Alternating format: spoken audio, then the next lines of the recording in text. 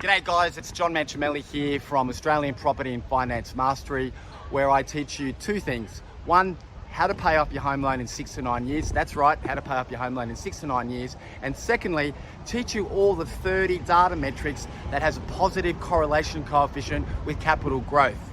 So, I've just jumped off a cruise ship here in Hobart. I'm in a beautiful seaside suburb called Salamanca, right beside the port. For those of you who've been at the Rocks in Sydney, very, very similar, with a hell of a lot more character, I have to say. A lot of great whiskey bars and restaurants. So naturally, my head turned to real estate. And I want to give you one tip, guys.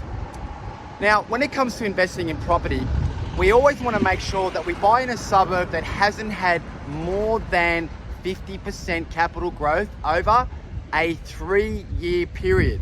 Why? Because everything regresses to the mean, guys. Everything. You see, Australian suburbs have done 6.3% per annum capital growth over the last 200 years. However, it doesn't happen every single year.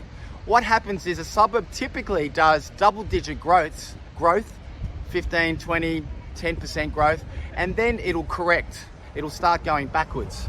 So what we want to make sure is that we're buying into a growth cycle that doesn't grow anywhere near as much as what it should be. And so we want to make sure we get early in the growth cycle.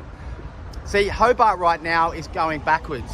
It's been one of the best capital cities in Australia by far, outperformed Sydney, outperformed Melbourne significantly. However, for those people who got late into that sort of cycle, they're now experiencing negative equity. So, moral of the story here, guys, is research the suburb, number one, because it's the suburb that does 70 to 80% of the capital growth. And secondly, we want to make sure that you buy in the stage of the cycle where you haven't done anywhere near 40 or 50% capital growth. We want to get in a little bit into the trend cycle, 10% capital growth, but that's about it. All right, so that's my tip for today. I'm going to go ahead and go get something to eat. I hope you enjoyed that tip. If you want more tips like that, let me know right in the comments below. Tip, and I'll come up with another tip. Bye for now.